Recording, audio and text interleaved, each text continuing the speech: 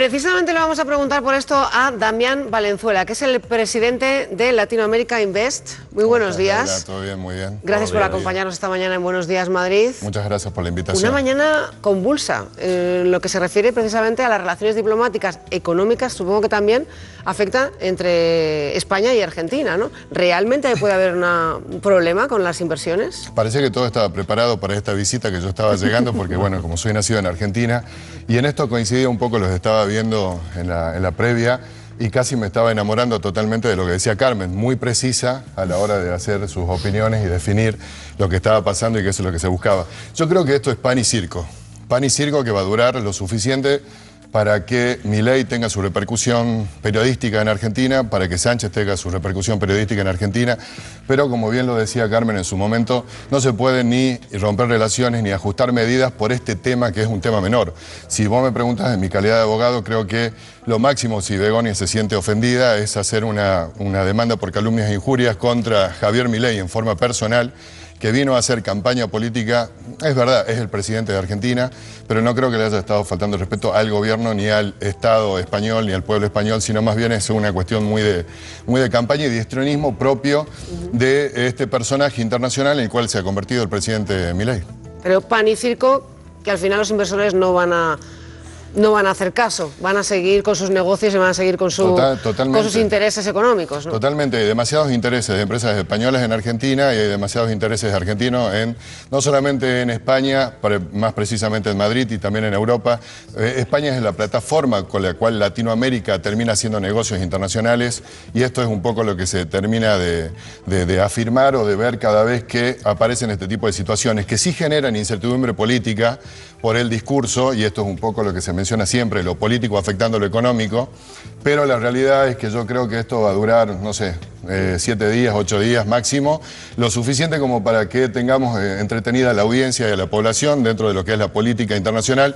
Milei es un gran jugador de esto, Sánchez también es un gran jugador, yo me saco el sombrero frente a la capacidad que tiene de mantener entretenida a la población española mientras no se resuelven los problemas del paro y los problemas propios de la economía nacional. Deduzco por sus palabras que, como dice usted que es argentino, no le sorprende, por lo tanto, las declaraciones de Milei. La realidad no me sorprende porque conozco lo que está pasando en Latinoamérica. En Latinoamérica hay un histrionismo político que termina de alguna forma generando agenda para que los problemas económicos no se terminen resolviendo, y en esto que España iba adelantado porque tenía un mejor nivel institucional, está cayendo en Latinoamérica o está generando un proceso político al estilo latinoamericano, y creo que esto es lo que nos está pasando en esta última etapa cuando uno hace este tipo de análisis. O sea, España se parece más a lo que está pasando en Argentina, en México, se parece en el proceso político, está perdiendo su calidad institucional. De ese proceso político quería hablarle, no solo del último que hemos vivido en Argentina, sino el resto de países de Latinoamérica.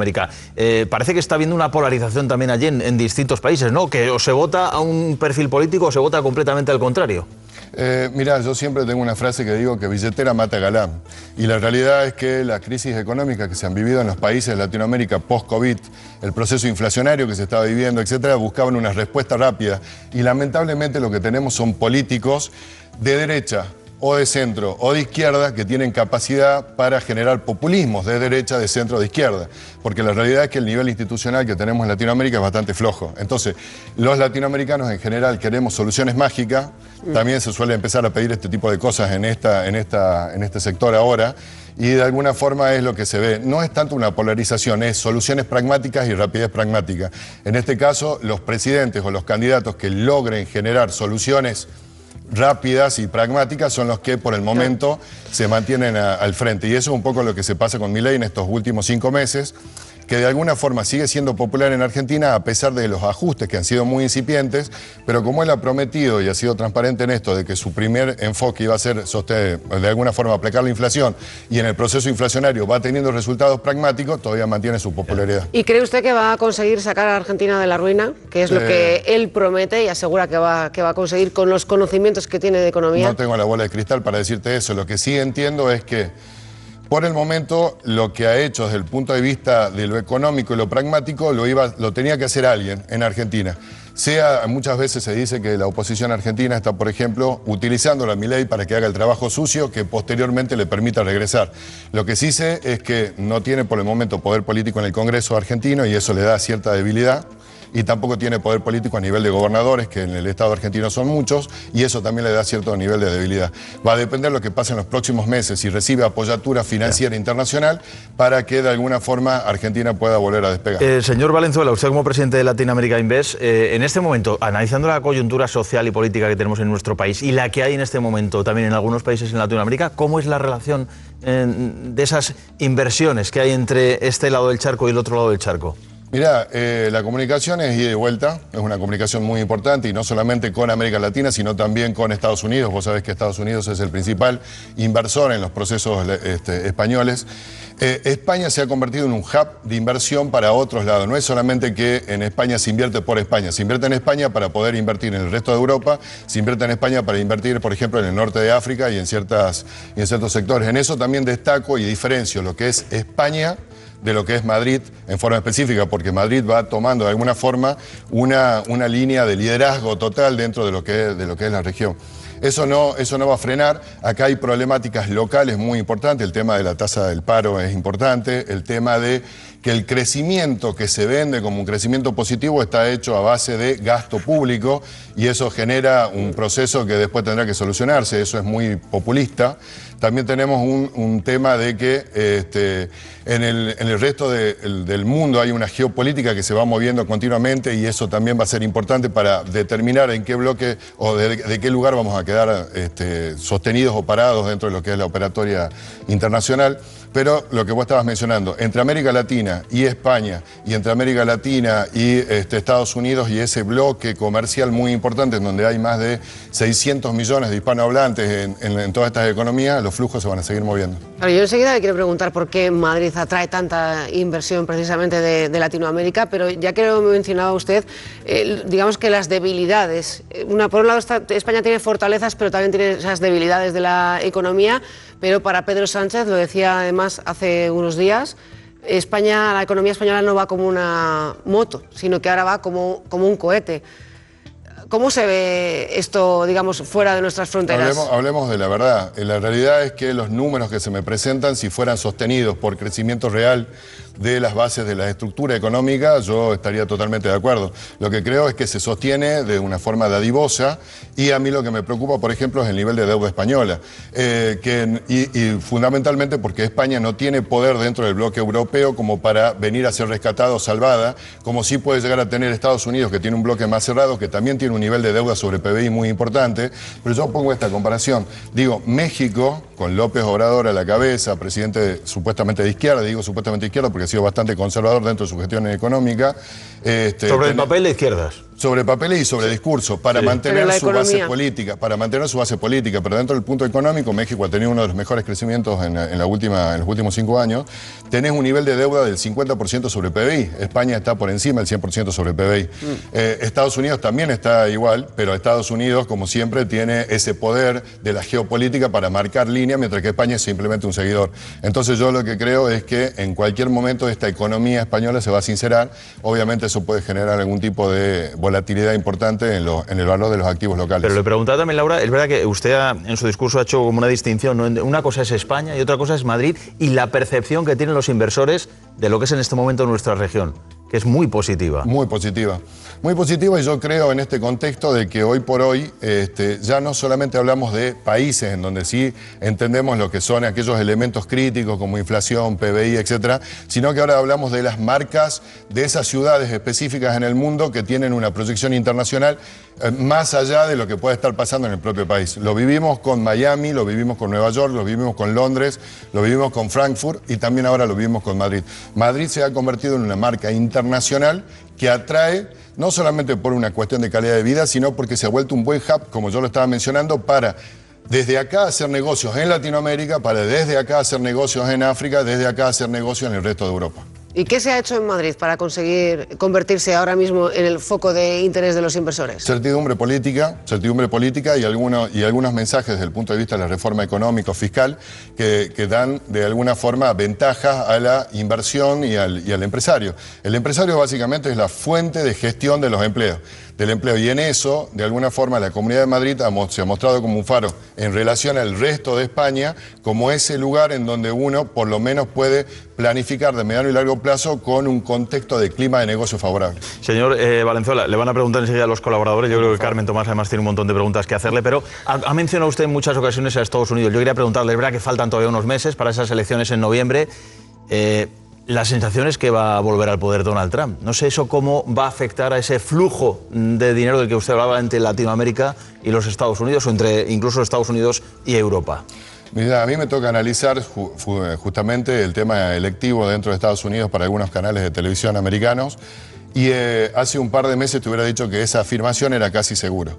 Hoy lo dudo. Y lo dudo por el proceso de votación que tiene Estados Unidos, que básicamente es un elemento indirecto, en donde el que gane por un voto en cada estado se lleva a todos los electores de ese estado. Y la realidad es que existen posibilidades ciertas de que haya un empate técnico entre Biden y Donald Trump.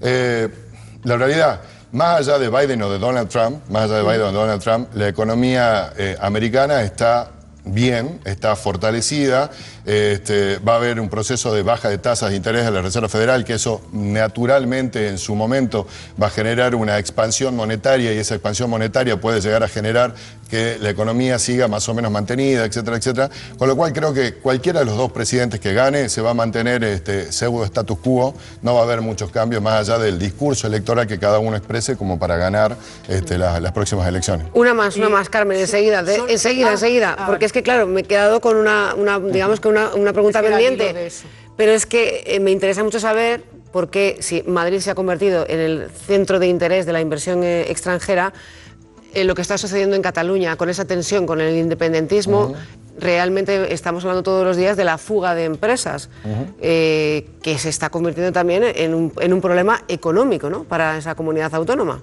porque Barcelona en su momento fue también muy pujante.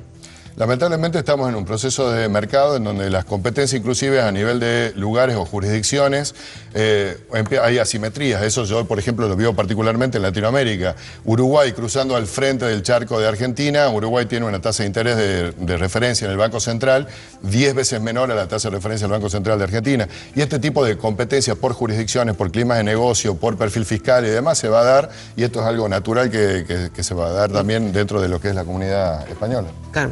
¿Qué tal? Encantada. No, le comentaba a la pregunta del compañero Altable que en el fondo en Estados Unidos da igual Biden a efectos de los negocios. Bueno, ahora Europa está en plena campaña electoral y puede haber un cambio o no en la gobernabilidad. La verdad es que el gobierno que ha habido de aquí para atrás ha hecho muchas más cosas que tienen que ver con el socialismo, la socialdemocracia, digamos, a pesar de que la presidenta era del centro de derecha, pero ahora parece que va a haber un vuelco hacia el centro derecha y eso, bueno, pues en teoría se supone que podría beneficiar un poco, bueno, o aminorar, porque ya se estaba empezando a tomar conciencia de muchas de las cosas que se han dicho sobre la nuclear, sobre la energía, el campo, el sector automovilístico. Todo eso está un poco al ralentí porque se han dado cuenta de que nos arruinaban, o sea, Europa iba a quedar hecha un desastre. ¿Y la pregunta sería, Carmen? Y la pregunta sería... Yo creo que quedan 2 minutos, básicamente. No, hombre, pero la pregunta es si este cambio que se puede producir en la Unión Europea y esos cambios que también van a recortar un poco todo esta cosa tremenda del cambio en las reglas del juego y la 2030 y tal, si cómo lo ven de eso desde Latinoamérica, si eso beneficiará a mayor entrada de capital en Europa de América Latina. A ver, el mercado europeo para nada es descartable. Lo que siempre hemos analizado, por ejemplo, cuando uno se pone a competir o a analizar los distintos sectores, es la capacidad de gestión que hay en Estados Unidos versus la capacidad de gestión que hay en la Unión Europea. Y acá es como que siempre nos estamos manejando con un elefante dentro de un bazar. O sea, es buenísimo, es muy positivo y se lo ve como algo positivo, pero siempre se espera menos o se tiene menos expectativas sobre estos procesos de cambio por la forma de toma de decisiones dentro del bloque europeo, que termina siendo lento sobre la base de este protocolo que se lleva. En Estados Unidos los cambios son